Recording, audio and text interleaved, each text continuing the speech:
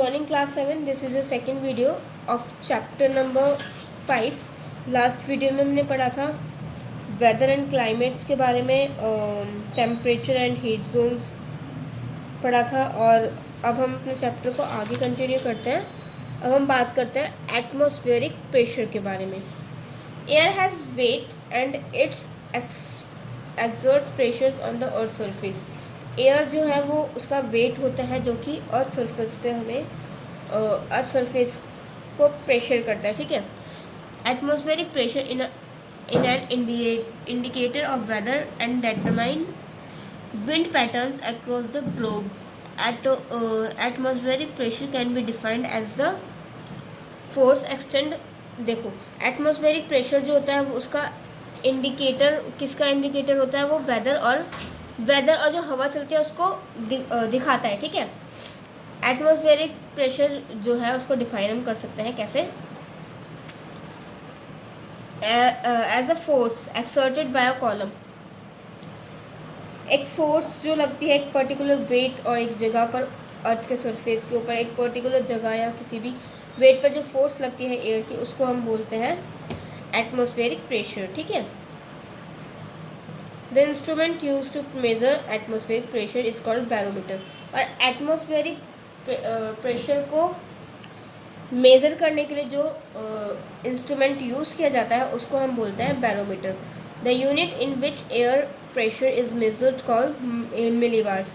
और वो यूनिट जो मेजर्स करता है एयर प्रेशर को, उस यूनिट को कहते हैं millibars. There are two kinds of barometer, mercury barometer and aneroid barometer. और दो टाइप के बैरोमीटर होते हैं। कौन कौन से? मरकरी बैरोमीटर और aneroid barometer. The atmospheric pressure varies from place to place. This variation are due to, और ये जो एटमॉस्फेरिक प्रेशर होता है वो जगह के हिसाब से डिफरेंट होता है, अलग अलग होता है। और ये वेरिएशन किस वजह से होती है?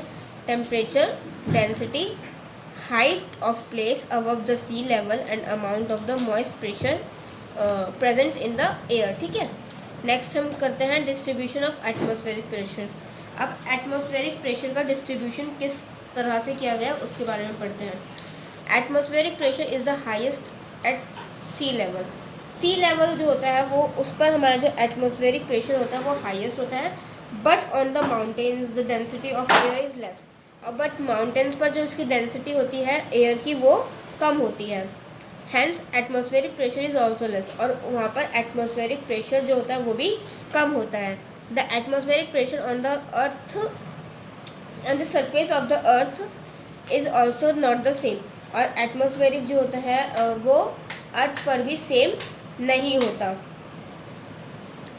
This is because of unequal heating of the atmosphere. और ये एटमॉस्फेयर की सेम हीटिंग, मतलब कि किसी जगह कम है किसी जगह ज़्यादा है, तो सेम हीटिंग अनहीटिंग होने के कारण सेम नहीं होता।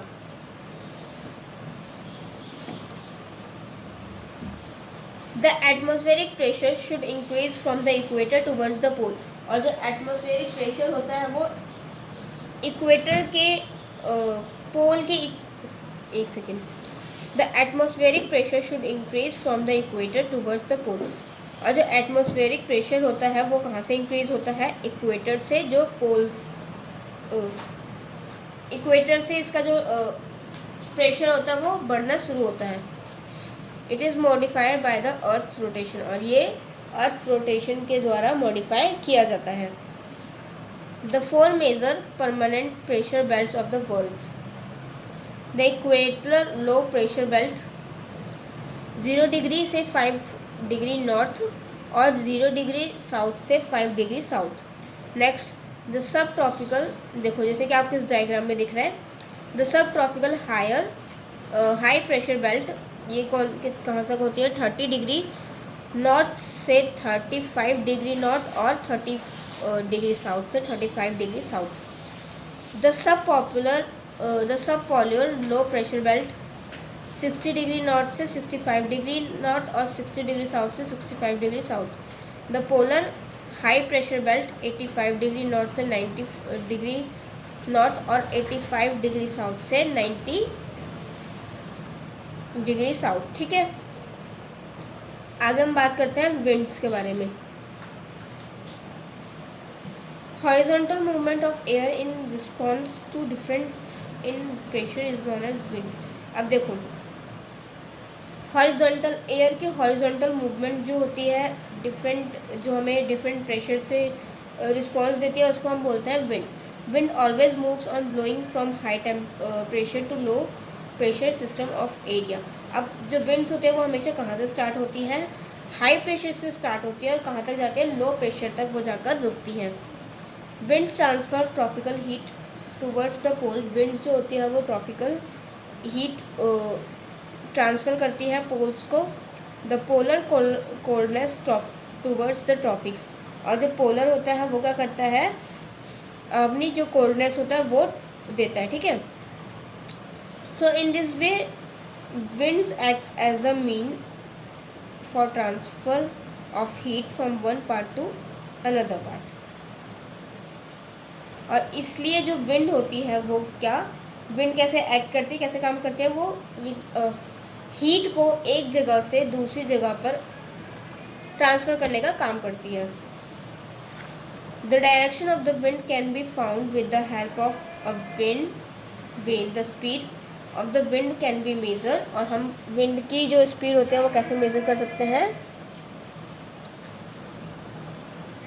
एनेमोमीटर की हेल्प से।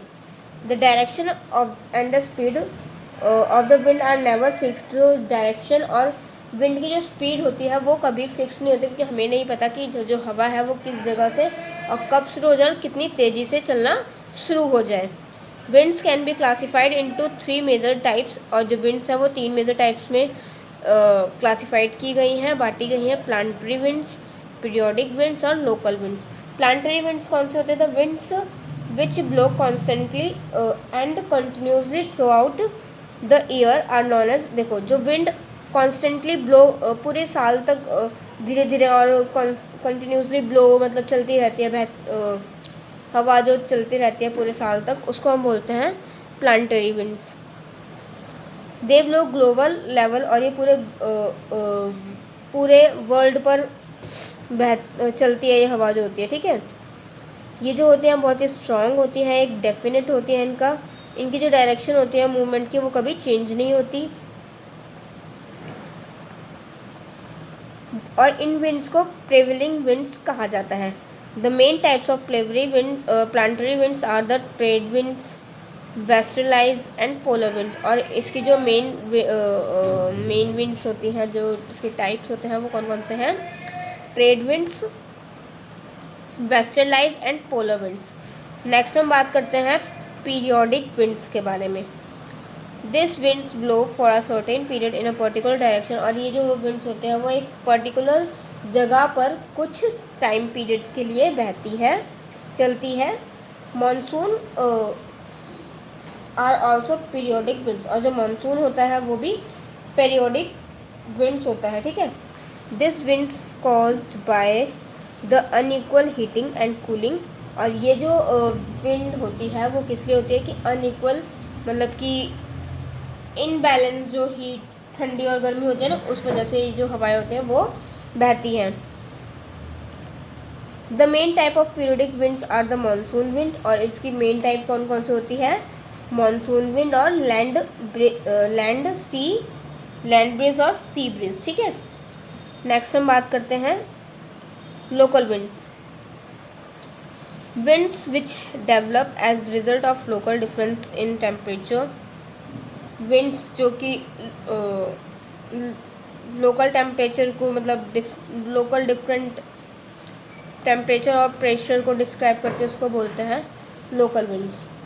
दे blow over small areas for a short period of time. और ये जो होते हैं लोकल एरियाज में बहती हैं और थोड़े टाइम के लिए। ठीक है, most of them are seasonal. और ये सीजनल्स होते हैं, लाइक गर्मियों में बहेंगी तो गर्म हवा, सर्दियों में बहेंगी तो ठंडी हवा, ऐसी ये विंड्स होती हैं, लोकल विंड्स होती हैं। ठीक है, in winter sometimes certain areas close to highlands experience dry wind called katabatic and moving down winds. और कभी कभी ठंड में गर्म हवा भी चल जाती है तो उनको बोलते हैं कैटेबेटिक और मूविंग डाउन विंड्स। ठीक है। A very hot and dry wind sometimes blow in the plain of northern India in month of मई और जून। और इनको क्या कहा जाता है? लू। जो गर्मियों में चलते हैं ना, लू सुना होगा आपने, वो वाली जो हवा होती है, गर्मी वाली हवा, और गर्मी मौसम में जो चलती हैं वो, उसको बोलते हैं लू। ठीक है। वो किस वजह से होते हैं? सनस्ट्रोक की वजह से। ठीक है क्लास। नेक्स्ट हमारा evaporation. Heat from the sun cause to evaporate.